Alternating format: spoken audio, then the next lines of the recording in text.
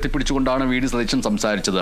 ആ സമയത്തുള്ള V D സതീശന്റെ ഭാവഹാവാദികൾ കൃത്യമായ ആത്മവിശ്വാസത്തോടു കൂടിയായിരുന്നു, വലിയ ചിരിയോടുകൂടിയായിരുന്നു. കാത്തിരുന്നോ വരുന്നുണ്ട് എന്ന് പറയുമ്പോൾ അത് അത്രമേൽ ഉറപ്പിച്ചിട്ടുള്ള ഒന്നാണ് എന്നുള്ള രീതിയിലേക്ക് കാര്യങ്ങൾ വരുന്നു.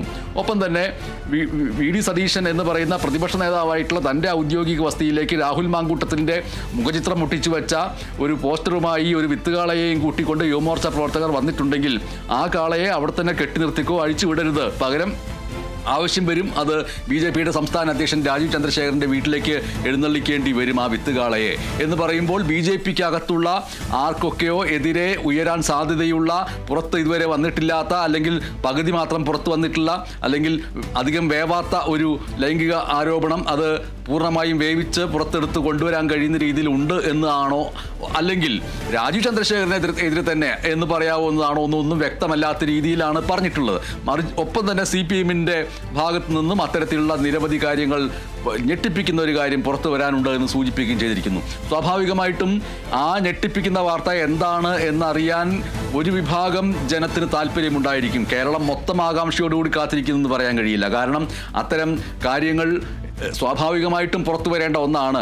ഒരു രാഷ്ട്രീയ പാർട്ടിയുടെ നേതാവ് മറ്റ് രാഷ്ട്രീയ പാർട്ടികളുടെ ഇടയിൽ ഇന്ന കാര്യങ്ങളുണ്ട്, അത് ഞാൻ പുറത്തു വിടണോ എന്ന് ചോദിക്കുന്നതിനകത്ത് ഒരു ചോദിച്ചു വാങ്ങലുണ്ട്. അവിടെ ഇവിടുത്തെ പ്രശ്നങ്ങൾ നിങ്ങൾ ഇനിയും പൊക്കിക്കൊണ്ടിരുന്നാൽ അവിടുത്തെ പ്രശ്നങ്ങൾ ഞങ്ങൾ പറയേണ്ടി വരും, അതുകൊണ്ട് ഇവിടുത്തെ പ്രശ്നങ്ങൾ പറയാതിരുന്നാൽ അവിടുത്തെ പ്രശ്നങ്ങൾ പറയില്ല എന്ന ഒരു ധ്വനി അതിനകത്ത് ഒളിഞ്ഞിരിക്കുകയും ചെയ്യുന്നുണ്ട്.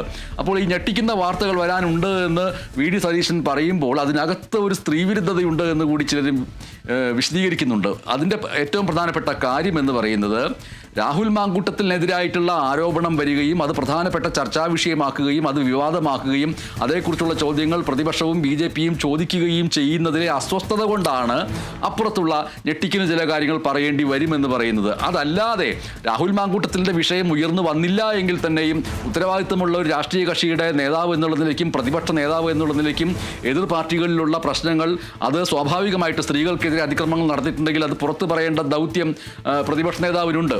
അത് ഇവിടെ ഒരു അവസ്ഥ വരുമ്പോൾ ആ അവസ്ഥ പുറത്തറിയാതിരിക്കാനും ചർച്ച ചെയ്യപ്പെടാതിരിക്കാനും വേണ്ടി അവിടുത്തെ കാര്യം ഞാൻ പറയണോ വേണ്ടയോ, എങ്കിൽ ഇവിടുത്തെ കാര്യം മിണ്ടാതിരിക്കൂ എന്ന് പറയുന്ന ഒരു ധ്വനി അതിനകത്തുണ്ട് എന്നുള്ള രീതിയിലുള്ള വിമർശനം പൊതുവെ ഉയർന്നു വരികയും ചെയ്യുന്നുണ്ട്. രാഷ്ട്രീയ കക്ഷികൾ തമ്മിലുള്ള പരസ്പര സഹകരണവും കൊടുക്കൽ വാങ്ങൽ രാഷ്ട്രീയവും ചങ്ങാത്ത രാഷ്ട്രീയവും തുടരുന്നു എന്നുള്ളതിൻ്റെ ഏറ്റവും വലിയ സൂചനയായിട്ട് ഇതിനെ പൊതുസമൂഹത്തിലെ ഒരു വിഭാഗം, പ്രത്യേകിച്ചും സ്ത്രീകളുടെ സുരക്ഷയും സ്ത്രീകളുടെ ഔന്നത്യവും സ്ത്രീകൾക്കെതിരായിട്ടുള്ള അതിക്രമങ്ങൾക്കെതിരായിട്ടുള്ള പോരാട്ടവും ലക്ഷ്യമാക്കി പ്രവർത്തിക്കുന്ന നിരവധി മനുഷ്യാവകാശ സംഘടനകൾ, സ്ത്രീയാവകാശ സംഘടനകൾ സൂചിപ്പിക്കുകയും ചെയ്യുന്നുണ്ട്. അവിടെ നിൽക്കട്ടെ, അതല്ലാതെ വി ഡി സതീശൻ പറഞ്ഞിട്ടുള്ള ആ ഞെട്ടിക്കുന്ന വാർത്ത എന്തായിരിക്കുമെന്നറിയാൻ താല്പര്യമുള്ള, അതിനകത്തുള്ള കൗതുകം വെച്ചുകൊണ്ട്, ആകാംക്ഷ വെച്ചുകൊണ്ട് നിൽക്കുന്ന ഒരു പക്ഷേ പരദൂഷണ സ്വഭാവം മനസ്സിൽ പേറുന്ന വലിയൊരു പൊതുസമൂഹം കൂടി നമ്മുടെ ഉള്ളിലുണ്ടല്ലോ, അവരെ സംബന്ധിച്ചിട്ട് എന്തായിരിക്കുമെന്നുള്ള ഒരു ആകാംക്ഷ പുറമേയുണ്ട്. പക്ഷേ മറ്റു CPMും BJPയും പറയുന്നത് അങ്ങനെ ഒന്നും ഞങ്ങൾ പേടിക്കുന്നില്ല. എന്തായിരിക്കും അതിൻ്റെ ഒരു ഉള്ളുകളി ബിനോയ്? സ്വാഭാവികമായിട്ടും സാധാരണഗതിയിൽ പ്രതിപക്ഷ നേതാവ് ഇങ്ങനെ ഈ ശരീരഭാഷയിൽ സംസാരിച്ച ഞാൻ കണ്ടിട്ടില്ല. കാരണം അങ്ങനെ അതിൽ നിന്ന് വ്യത്യസ്തമായി അദ്ദേഹം തന്നെ എൻ്റെ ജസ്റ്റേഴ്സിൽ എന്തെങ്കിലും മാറ്റമുണ്ടെങ്കിൽ സ്വാഭാവികം അതൊരു മാറ്റം നിങ്ങൾ പ്രതീക്ഷിക്കുക എന്ന് പറഞ്ഞിട്ടാണ് പുള്ളി ഭാവചേഷ്ടകളിൽ മാറ്റത്തെക്കുറിച്ചൊക്കെ പുള്ളി പറഞ്ഞുകൊണ്ടാണ് തുടങ്ങിയത്.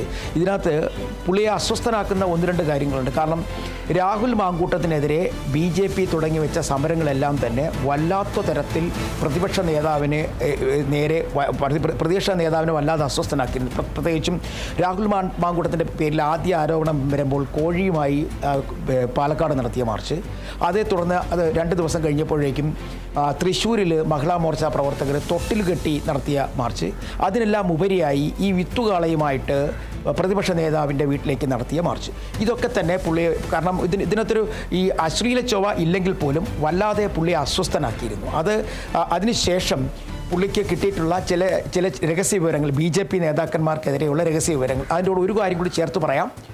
ഞാൻ ഒരു കാര്യം പുറത്തുവിടും, പക്ഷേ ധൈര്യമുണ്ടോ രാജീവ് ചന്ദ്രശേഖറിന് ഇതിന്മേൽ നടപടിയെടുക്കാൻ ഒരാൾ കേസിലെ പ്രതിയാണ് എന്ന് സന്ദീപ് വാര്യർ അദ്ദേഹത്തിൻ്റെ ഫേസ്ബുക്കിൽ കുറിച്ചിട്ടുണ്ട്. അപ്പം ഇത് രണ്ടും ചേർത്ത് നോക്കുക. അപ്പോൾ ഏതോ കാര്യമായ രീതിയിൽ ഏതോ കോർ കമ്മിറ്റി ഇങ്ങനെയാണ് പറയുന്നത്, ഏതോ ഒരു കോർ കമ്മിറ്റി അംഗത്തിന് നേരെ ചില വാർത്ത, ഒരു ഞെട്ടിപ്പിക്കുന്ന വാർത്ത എൻ്റെ പക്കലുണ്ട്, ധൈര്യമുണ്ടോ രാജീവ് ചന്ദ്രശേഖറിന് അയാളെ പുറത്താക്കാൻ എന്നാണ് സന്ദീപ് വാര്യർ തൻ്റെ ഫേസ്ബുക്കിൽ കുറിച്ചിരിക്കുന്നത്. അതും ഈ കാര്യവുമായി BJPക്കെതിരെയുള്ള പ്രതിപക്ഷ നേതാവിൻ്റെ ആരോപണവും ചേർത്ത് വായിക്കേണ്ടതായിട്ടുണ്ട്. കാരണം അങ്ങനെ അത്തരത്തിൽ ഏതോ ഒരു കേസ് ഈ പ്രതിപക്ഷ നേതാവിൻ്റെ പക്കലേക്ക് എത്തിയിട്ടുണ്ട്. അത് താമസിയാതെ പുറത്തുവിടും എന്നുള്ളതാണ് എനിക്ക് ചില സുഹൃത്തുക്കളിൽ നിന്നും ഈ കോൺഗ്രസിൻ്റെ ചില നേതാക്കന്മാരിൽ നിന്നൊക്കെ അറിഞ്ഞു കിട്ടിയ വിവരം. അതിൻ്റെ ഈ വരും ദിവസങ്ങൾ വലിയ താമസമില്ലാതെ ഇന്നോ നാളെയോ സന്ദീപ് വാര്യരും VD സതീശനുമായി ഒരു കൂടിക്കാഴ്ച ഉണ്ടാവും. അതിനുശേഷം ഈ ആദ്യ കാര്യം പുറത്തുവിടും എന്നുള്ളതാണ് BJP സംബന്ധിച്ച്. CPIMൻ്റെ സംബന്ധിച്ചിടത്തോളം ഈ സാമ്പത്തിക ക്രമക്കേടുകൾ സംബന്ധിച്ച എന്തോ വാർത്തയാണെന്നുള്ളതാണ് പുറത്തു വരുന്നത്. അതാണ് ഞെട്ടിക്കുന്ന ചില വാർത്തകൾ എന്ന് പുള്ളി പറഞ്ഞത്. അത് ഏതോ വകുപ്പുകൾ പറയുന്നില്ല, പക്ഷേ ഒരു സാമ്പത്തിക ക്രമക്കേടുമായി ബന്ധപ്പെട്ട വാർത്തയെന്നാണ്. ഈ പ്രതിപക്ഷ നേതാവുമായിട്ടുള്ള അടുത്ത ബന്ധങ്ങൾ അത് നമുക്ക് വിശ്വസിക്കാൻ കഴിയത്തില്ല. അവർ പറയുന്നത് ഇങ്ങനെയുള്ള ഇത്തരം വാർത്തകളാണ് വരുമെന്ന് പറയുന്നത്. എന്തായാലും കോൺഗ്രസ് പ്രത്യേകിച്ചും ഈ പ്രത്യേക സാഹചര്യത്തിൽ അവർക്ക് അവരുടെ മുഖം രക്ഷിച്ചേ മതിയാവുള്ളൂ. സ്വാഭാവികമായിട്ടും ഭരണകക്ഷിക്കെതിരെ ആരോപണങ്ങൾ ഉന്നയിക്കാൻ വളരെ എളുപ്പമാണ്. അത്തരത്തിൽ ചില നീക്കങ്ങൾ, ഏത് നീക്കം നടത്തിയാലും അതിനെതിരെ ആരോപണം ഉന്നയിച്ച് മുന്നോട്ട് കൊണ്ടുപോകാൻ പ്രതിപക്ഷ കക്ഷികൾക്ക് കഴിയും. അതുതന്നെയാണ് നമ്മൾ കണ്ടത്. ഈ രമേശ് ചെന്നിത്തല ഈ കഴിഞ്ഞ കുറേ നാളുകളായി ഭരണപക്ഷത്തിനെതിരെ വലിയ തരത്തിലുള്ള ആരോപണങ്ങൾ ഉയർത്തി മുന്നോട്ട് വരുന്നുണ്ട്. പക്ഷേ അത് കാര്യമായി ചർച്ച ചെയ്യപ്പെടുന്നില്ല എന്ന് മാത്രമേ ഉള്ളൂ. പക്ഷേ വലിയ ആരോപണങ്ങളാണ്. അത്തരത്തിൽ ഏതെങ്കിലും ആരോപണവുമായി മുന്നോട്ട് വരാൻ തന്നെയായിരിക്കും ഒരു പക്ഷേ. രമേശ് ചെന്നിത്തല പ്രതിപക്ഷ നേതാവായിരുന്ന സമയത്തും ഓർക്കുക, ഡി ബിനോയ് ഇപ്പോൾ സൂചിപ്പിച്ചതുപോലെ അതിന് വലിയ ഒരു പ്രതികരണം ഉണ്ടാക്കാൻ കഴിയുന്നില്ല എന്ന് പറയുന്നത് വളരെ പ്രധാനപ്പെട്ട ഒരു പോയിന്റാണ്. കഴിഞ്ഞ ആ നിയമസഭാ തെരഞ്ഞെടുപ്പിൽ അത് LDF തുടർഭരണത്തിലേക്ക് പോകാനിടയായ ഒരു പ്രധാനപ്പെട്ട കാരണമായിട്ട് പലരും വിമർശന രൂപേണ സൂചിപ്പിക്കുന്നത് ആ രീതിയിൽ പ്രതിപക്ഷ നേതാവ് എന്നുള്ള നിലയ്ക്ക് രമേശ് ചെന്നിത്തല എല്ലാ ദിവസവും കൃത്യമായിട്ട് വാർത്താ സമ്മേളനങ്ങൾ നടത്തുന്നു, ആരോപണങ്ങൾ ഉന്നയിക്കുന്നു. അത് ഒരു ആവർത്തിച്ചൊരു സ്ഥിരം കാര്യമായിട്ട് മാറി. അതിലുപരിയായിട്ടുള്ള ജനകീയ പ്രക്ഷോഭങ്ങൾ, രക്തരൂക്ഷിതമായിട്ടുള്ള സമരങ്ങളിലേക്കൊന്നും പോയില്ല എന്ന് പറയുന്ന രീതിയിലേക്ക് കാര്യങ്ങൾ മാറുകയുണ്ടായിട്ടുണ്ട്. അപ്പോൾ പിന്നീട് ഒരു ഘട്ടത്തിൽ ആരാണ് യഥാർത്ഥ പ്രതിപക്ഷ നേതാവ് എന്ന് തോന്നിപ്പിക്കുന്ന രീതിയിൽ VD സതീശൻ പ്രതിപക്ഷ നേതാവായതിനു ശേഷവും VD സതീശൻ വാർത്താ സമ്മേളനം നടത്തുന്നതിൻ്റെ സമാന്തരമായിട്ട് തന്നെ രമേശ് ചെന്നിത്തലയും വാർത്താ സമ്മേളനം നടത്തുകയൊക്കെ ഉണ്ടായി. പക്ഷേ വാർത്താ സമ്മേളനങ്ങളിലൂടെ ആരോപിക്കപ്പെടുന്ന കാര്യങ്ങൾ ജനകീയമായ പ്രക്ഷോഭങ്ങളായിട്ട് തെരുവുകളിലേക്ക് ആവിഷ്കരിക്കപ്പെടുന്ന രീതിയിലേക്ക് കൊണ്ടുവരാൻ കഴിഞ്ഞില്ല എന്നുള്ളത് രമേശ് ചെന്നിത്തലയെ സംബന്ധിച്ചിട്ടുള്ള ഒരു വീഴ്ചയായിട്ട് ചിലർ സൂചിപ്പിക്കുന്നുണ്ട്. പക്ഷേ അതൊരു വീഴ്ചയല്ല, അത് അദ്ദേഹത്തിൻ്റെ സവിശേഷമായിട്ടുള്ള പ്രവർത്തന ശൈലിയാണ് എന്ന് പറയുന്നതുമുണ്ട്. പക്ഷെ നമ്മൾ ആ വിഷയത്തിലേക്ക് പോകേണ്ടതില്ല. ഡി ബിനോയ് ഇപ്പോൾ സൂചിപ്പിച്ചു വന്നത് ഈ പറയുന്ന ഒരു സാമ്പത്തിക തട്ടിപ്പുമായി ബന്ധപ്പെട്ട വളരെ പ്രധാനപ്പെട്ട സുപ്രധാനമായിട്ടുള്ള ആരോപണം CPIMനെതിരെ ഉന്നയിക്കാൻ പ്രതിപക്ഷ നേതാവ് VD സതീശൻ ഉദ്ദേശിക്കുന്നു എന്നുള്ളതാണെങ്കിൽ അത് പ്രധാനപ്പെട്ട കാര്യമാണ്. കാരണം പെണ്ണുകേസിന് മറുപടിയായിട്ട് തിരിച്ചൊരു പെണ്ണുകേസ് കൊടുക്കുക എന്ന് പറയുന്ന രീതിയിലേക്ക് പോവുകയല്ല, മറിച്ച് BJPക്കെതിരെ ആ രീതിയിൽ ഒന്നാണെങ്കിൽ CPIMനെതിരെ ഒരു സാമ്പത്തിക ക്രമക്കേടിൻ്റെ കുറ്റകൃത്യത്തിൻ്റെ ആരോപണം ഉന്നയിക്കാൻ പോകുന്നു എന്ന് പറയുന്നത് വളരെ പ്രധാനപ്പെട്ട ഒന്നാണ്. ഡി ബിനോയ് തുടരാം.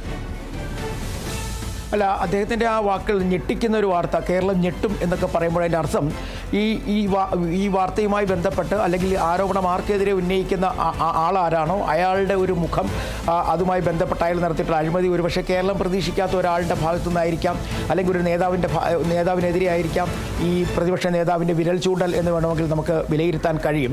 എന്തായാലും ഇനി വരാൻ പോകുന്ന തദ്ദേശ ഭരണ സ്ഥാപനങ്ങളിലേക്കുള്ള തെരഞ്ഞെടുപ്പിന് കേവലം ഒരു 3 മാസം മാത്രമാണ് സമയമുള്ളത്. ഈ 3 മാസത്തിനിടയിൽ വലിയ തരത്തിലുള്ള ആരോപണ പ്രത്യാരോപണങ്ങൾ കേരളം കാണേണ്ടി വരും. അത്തരത്തിലുള്ള നീക്കങ്ങൾ എല്ലാ ഭാഗത്തുനിന്നും BJPയുടെ ഭാഗത്തുനിന്നുണ്ടാകും, CPIMൻ്റെ ഭാഗത്തുനിന്നുണ്ടാകും, ഒപ്പം കോൺഗ്രസിൻ്റെ ഭാഗത്തുനിന്നുണ്ടാകും. എന്തായാലും ഈ കഴിഞ്ഞ ദിവസങ്ങളിൽ നമ്മൾ കണ്ട പ്രതിപക്ഷ നേതാവ്, അതായത് സാധാരണഗതിയിൽ മാധ്യമപ്രവർത്തകരോട് ചൂടാവുകയും ദേഷ്യപ്പെടുകയും അല്ലെങ്കിൽ പറയാനുള്ളത് പറഞ്ഞിട്ട് ചില മാധ്യമങ്ങൾ ചോദിക്കുമ്പോൾ നിങ്ങൾ ചോദിക്കേണ്ട എന്ന് ഒഴിഞ്ഞു മാറുകയും ചെയ്യുന്ന അദ്ദേഹം ഇന്നലെ വളരെ അതായത് അയാൾ പ്രതിപക്ഷ നേതാവിനെ അസ്വസ്ഥനാക്കിയത് ഈ വിത്തുകാളയുമായി കണ്ടോൺമെൻറ്റ് ഹൗസിലേക്ക് യുവമോർച്ച പ്രവർത്തകർ നടത്തിയ മാർച്ച് വല്ലാത്ത തരത്തിൽ അദ്ദേഹത്തെ അസ്വസ്ഥനാക്കി. കാരണം പ്രശ്നങ്ങൾ പരിഹരിക്കപ്പെട്ടിട്ടും, അതായത് അയാളെ യൂത്ത് കോൺഗ്രസിൻ്റെ അധ്യക്ഷ സ്ഥാനത്ത് പുറത്താക്കിയിരിക്കുന്നു, മറ്റ് സസ്പെൻഷൻ നടപടികൾ വന്നിരിക്കുന്നു, എന്നിട്ട് പോലും പ്രതിപക്ഷ നേതാവിനെ ഇതിലേക്ക് വലിച്ചിഴക്കപ്പെടുന്നു എന്നുള്ളതാണ് അദ്ദേഹത്തിൻ്റെ ഏറ്റവും പ്രധാനപ്പെട്ട വിഷയം. മറ്റ് സ്ഥലങ്ങളിലേക്കൊന്നും തന്നെ ഇല്ല. പ്രതിപക്ഷ നേതാവിനെ ഉന്നം വെച്ചുകൊണ്ട് BJP യുവമോർച്ച നടത്തുന്ന നീക്കങ്ങൾ, അതാണ് അദ്ദേഹത്തെ വല്ലാതെ അസ്വസ്ഥനാക്കിയിരിക്കുന്നത്. ഒപ്പം CPIM-ഉം പലപ്പോഴായി പ്രതിപക്ഷ നേതാവിന് എതിരെ തന്നെയാണ് തിരിഞ്ഞിട്ടുള്ളത്. അതുകൊണ്ടാണ് ഈ രണ്ട് പാർട്ടികൾക്കുമെതിരെ ശക്തമായ തെളിവുള്ള ചില ആരോപണങ്ങളുമായി താൻ വരും, കേരളം ഞെട്ടും എന്ന് പറഞ്ഞ് അദ്ദേഹം വന്നിരിക്കുന്നു. എന്തായാലും ആ ആരോപണങ്ങൾ വലിയ താമസമില്ലാതെ ഓണക്കാലത്തെ നമ്മൾ പറയുന്ന കണക്ക് ഓണാഘോഷങ്ങൾക്കിടയിലെ ഒരു കല്ലുകടി പോലെ ഈ ആരോപണങ്ങൾ വരാനുള്ള സാധ്യത നമുക്ക് തള്ളിക്കളയാനാകില്ല. കാരണം കൂടുതൽ രേഖകൾ അതിന് സമാഹരിക്കേണ്ടതായിട്ടുണ്ട്, കൂടുതൽ വിവരങ്ങൾ സമാഹരിക്കേണ്ടതായിട്ടുണ്ട് എന്നാണ് പ്രതിപക്ഷ നേതാവുമായി ബന്ധപ്പെട്ട കേന്ദ്രങ്ങളിൽ നമുക്ക് മനസ്സിലാക്കാൻ കഴിയുന്നത്. MS, ഇതിൽ ഈ പറയുന്ന ആരോപണങ്ങൾ ഒരു യാഥാർത്ഥ്യമായിട്ട് വരികയാണെങ്കിൽ കേരളത്തിലെ പല കോഴികൾക്കും അതേപോലെ വിത്തുകാളുകൾക്കും വിശ്രമമില്ലാത്തൊരവസ്ഥ വരും. ആ കോഴികളെയും വിത്തുകാളുകളെയും കൊണ്ട് അതാത് പാർട്ടികളുടെ നേതാക്കളുടെ ഔദ്യോഗിക വസതിയിലേക്ക് സമരം നടത്താനായിട്ട് ഒരുങ്ങേണ്ടി വരും. മൃഗസംരക്ഷണ വകുപ്പിനെ സംബന്ധിച്ചിട്ട് പരാതികളുമായിട്ട് മുന്നോട്ട് പോകേണ്ടി വരും. പ്രത്യേകിച്ചും ഒരു സിനിമയെ സംബന്ധിച്ചിട്ടാണെങ്കിൽ ഒരു ചെറിയ പുഴുവിൻ്റെ രംഗം കാണിച്ചാൽ പോലും ആ പുഴുവിനെ ഉപദ്രവിച്ചിട്ടില്ല എന്ന് തെളിയിക്കുന്ന മൃഗസംരക്ഷണ വകുപ്പിൽ നിന്നടക്കമുള്ള ആനിമൽ ബോർഡിൽ നിന്നുള്ള രേഖകൾ കാണിച്ചാൽ മാത്രമേ സെൻസർ ബോർഡ് ആ സിനിമയ്ക്ക് അനുവാദം നൽകുകയുള്ളൂ. ഒരു പൂച്ച, നമ്മൾ ഒരു സിനിമയുടെ ചിത്രീകരണം നടന്നുകൊണ്ടിരിക്കുന്നതിനിടയിൽ പശ്ചാത്തലത്തിലൂടെ ഒരു പൂച്ച, അത് ആ സ്ക്രിപ്റ്റിലില്ല എന്ന് വിചാരിക്കുക, എങ്കിൽ പോലും ഒരു പൂച്ച കടന്നു പോകുന്നതോ ഒരു പക്ഷി പറക്കുന്നതോ ഉണ്ടെങ്കിൽ അതിനുകൂടി സെൻസർ ബോർഡിൻ്റെ മുമ്പിൽ മൃഗസംരക്ഷണ വകുപ്പിൽ നിന്ന് ആ മൃഗത്തെ ഉപദ്രവിച്ചിട്ടില്ല, പക്ഷിയെ ഉപദ്രവിച്ചിട്ടില്ല എന്ന് ശാസ്ത്രീയമായിട്ട് തെളിയിക്കുന്ന രീതിയിലുള്ള ഡോക്ടറുടെ സർട്ടിഫിക്കറ്റ് അടക്കം ഉണ്ടെങ്കിൽ മാത്രമേ ഒരു സിനിമയ്ക്ക് സെൻസർ ലഭിക്കൂ എന്നിരിക്കെ, സിനിമയേക്കാൾ കൂടുതൽ ചിത്രീകരിക്കപ്പെട്ട് ടെലിവിഷൻ ചാനലുകളിലൂടെ പോകുന്ന ഇത്തരം രംഗങ്ങളിൽ കോഴികളെയും വിത്തുകാളുകളെയും ഇനിയുള്ള ദിവസങ്ങളിലും കൂടുതൽ കൊണ്ടുവന്ന് പ്രകടനങ്ങൾ നടത്തിയിട്ടുണ്ടെങ്കിൽ സ്വാഭാവികമായിട്ടും സെൻസർ ബോർഡ് അല്ല, മറിച്ച് മൃഗസംരക്ഷണ ബോർഡിനും അതേപോലെ തന്നെ പരിസ്ഥിതി പ്രവർത്തകർക്കും അനേക ഗാന്ധിക്കും ഒക്കെ ഇടപെടേണ്ടി വരുന്നൊരവസ്ഥയിലേക്ക് പോകേണ്ടി വരും. പക്ഷേ ഡി ബിനോയോട് എനിക്ക് അവസാനമായിട്ട് ചോദിക്കാനുള്ളൊരു കാര്യം എന്ന് പറയുന്നത്, ഇതിലൊരു ഗുണപരമായ കാര്യം എന്ന് പറയുന്നത്, രാഹുൽ മാങ്കൂട്ടത്തിനെതിരായിട്ടുള്ള ആരോപണം ഉയർന്നു വരികയും തത്തുല്യമായിട്ടുള്ള ആരോപണങ്ങൾ ഉയരാൻ സാധ്യതയുണ്ട് എന്ന് പല തലങ്ങളിൽ നിന്ന് ചിന്തകൾ ഉയരുകയും ഞെട്ടിക്കുന്ന വിവരങ്ങൾ ഇനിയും വരാനിരിക്കുന്നതേയുള്ളൂ എന്ന് പ്രതിപക്ഷ നേതാവ് പറയുകയും ചെയ്യുമ്പോൾ, സമാനമായിട്ടുള്ള സംഭവങ്ങൾ ഇനി എപ്പോഴെങ്കിലും ചെയ്യണമെന്ന് വിചാരിച്ചിരിക്കുന്നവരെ സംബന്ധിച്ചിട്ട്, അത്തരത്തിലുള്ള പ്രവണതയുള്ള കുറ്റവാളി മനസ്സുള്ള പുരുഷന്മാരെ സംബന്ധിച്ചിട്ട് അതിൽ നിന്ന് പിൻവാങ്ങാനുള്ള വലിയൊരു സന്ദേശം ഇത് നൽകുന്നു. കേരളത്തിലുടനീളം, ഒരുപക്ഷെ നമ്മുടെ രാജ്യത്തുടനീളം അത്തരത്തിലുള്ള പ്രവണതകളുമായിട്ട് അധികാര പദവികൾ ഉപയോഗിച്ചുകൊണ്ട് ഇത്തരത്തിലുള്ള കാര്യങ്ങൾ ചെയ്യാമെന്ന് വിചാരിക്കുന്നവരെ സംബന്ധിച്ചിട്ട് ഒന്ന് ഒതുങ്ങാനോ അടങ്ങിയിരിക്കാനോ അതിൽ നിന്ന് പിൻവാങ്ങാനോ കഴിയുന്ന രീതിയിൽ സാമൂഹ്യ മാധ്യമങ്ങളുടെ അതിശക്തമായിട്ടുള്ള പ്രഭാവമുള്ള ഒരു കാലഘട്ടത്തിൽ അത് അവർക്കുള്ള ഒരു സന്ദേശമായിട്ട് മാറുന്നു എന്ന് കരുതിക്കൊണ്ട് ഈ സംഭാഷണം അവസാനിപ്പിക്കാമല്ലേ ഡി ബിനോയ്? തീർച്ചയായിട്ടും. അതായത് നമ്മൾ മനസ്സിലാക്കേണ്ടത്, രാഹുൽ മാങ്കൂട്ടത്തിനെതിരെ ഈ ആരോപണം ഉയർന്നു വന്നതിന് ശേഷം ഈ സാമൂഹ്യ മാധ്യമങ്ങളിൽ അതിൻ്റെ വിപത്ത് അനുഭവിച്ചത് പണ്ട് ആരോപണ വിധേയരായ പല MLA-മാരും മന്ത്രിമാരുമാണ്. അവരെക്കുറിച്ച് അന്ന് പുറത്തു വന്ന പല വാർത്തകളും അല്ലെങ്കിൽ പല ആരോപണങ്ങളും പിന്നീട് അത് സാമൂഹ്യ മാധ്യമങ്ങളിൽ വീണ്ടും തലപൊക്കി വരുന്നുണ്ട്. അതിന് വേറെ രൂപങ്ങളിലും വേറെ ഭാവത്തിലുമൊക്കെ വരുന്ന ഒരു കാഴ്ച നമുക്ക് കണ്ടതാണ്. പക്ഷേ ഇതൊരു വലിയ തരത്തിലുള്ള, നേരത്തെ MS പറഞ്ഞതുപോലെ തന്നെ ഇത്തരം രീതികൾ, അല്ലെങ്കിൽ ഇതുമായി മുന്നോട്ട് പോകാം, അല്ലെങ്കിൽ ഇങ്ങനെ സ്ത്രീകൾക്കെതിരെയുള്ള പ്രശ്നങ്ങളുമായി മുന്നോട്ട് പോകാം എന്ന് ആഗ്രഹിച്ച് നിൽക്കുന്നവർക്ക് പിൻവാങ്ങാൻ അല്ലെങ്കിൽ പിന്മാറേണ്ട ഒരു സാഹചര്യത്തിലേക്ക് കാര്യങ്ങൾ പോകുന്നു. അത് പ്രത്യേകിച്ചും സാമൂഹ്യ മാധ്യമങ്ങളിലുള്ള ഈ ഇടപെടലുകൾ അതെന്ന് നമുക്ക് പറയാൻ കഴിയും. എന്തായാലും ഒരു കാര്യം വ്യക്തമാണ്, ഇനി നമ്മൾ സംസാരിക്കുന്നതിനപ്പുറത്തേക്ക് ഇനി വരാൻ പോകുന്നത് 3 മാസങ്ങൾ മാത്രമാണ് തദ്ദേശ ഭരണ സ്ഥാപനങ്ങളിലെ തിരഞ്ഞെടുപ്പിനുള്ളത്. ആ തിരഞ്ഞെടുപ്പ് കാലത്ത് ഈ വിഷയങ്ങൾ, ആ തിരഞ്ഞെടുപ്പ് കാലം വരെ ഈ വിഷയങ്ങൾ സജീവമായി ചർച്ച ചെയ്ത് കൊണ്ടുപോകാൻ രാഷ്ട്രീയ പാർട്ടികൾ തയ്യാറാവും. അത് ഉറപ്പാണ്. അത്തരത്തിൽ തന്നെയാണ് കാര്യങ്ങൾ പോകുന്നത്. അതാണ് ഇന്നലെ KPCC യോഗത്തിൽ അദ്ദേഹം സണ്ണി ജോസഫ് പറഞ്ഞൊരു കാര്യമുണ്ട്, ആ വിഷയം വിട്ടേക്കാൻ, അതാണ് ഉപയോഗിച്ചത്. ആ വിഷയം, രാഹുൽ മാങ്കൂട്ടത്തിൽ എന്ന് പറയുന്ന ആ വിഷയം വിട്ടേക്കുക, അത് ഇനി ചർച്ച ചെയ്യേണ്ട, സസ്പെൻഷനിലാണ്, MLA ആയിട്ട് നിയമസഭയിലേക്ക് പോകാൻ കഴിയില്ല, മറ്റേതെങ്കിലും വിഷയങ്ങളിലേക്ക് പോകാം, ബാക്കി നടപടികൾ പിന്നീട് നമുക്ക് ആലോചിക്കാം. ഇപ്പോൾ അയാൾ കോൺഗ്രസിൻ്റെ ഭാഗമല്ല എന്ന് മാറ്റി നിർത്തുമ്പോൾ അതിൻ്റെ അർത്ഥം ഏതെങ്കിലും രാഷ്ട്രീയക്കാരൻ ഇത്തരത്തിലൊരു നീക്കം നടത്തിയാൽ നടപടി തീർച്ചയായിട്ടും ഉന്നതങ്ങളിൽ നിന്നുണ്ടാകും. ഈ രാഹുൽ മാങ്കൂട്ടത്തിന് ഉണ്ടായതുപോലെ അവസ്ഥ അവർക്കുണ്ടാകും. പാർട്ടിയിൽ നിന്ന് പുറത്തു പോകേണ്ടി വരും എന്നൊരു മുന്നറിയിപ്പ് കൂടെയാണ് ഈ നടപടികളിൽ നമുക്ക് മനസ്സിലാക്കാൻ കഴിയുന്നത്. MS.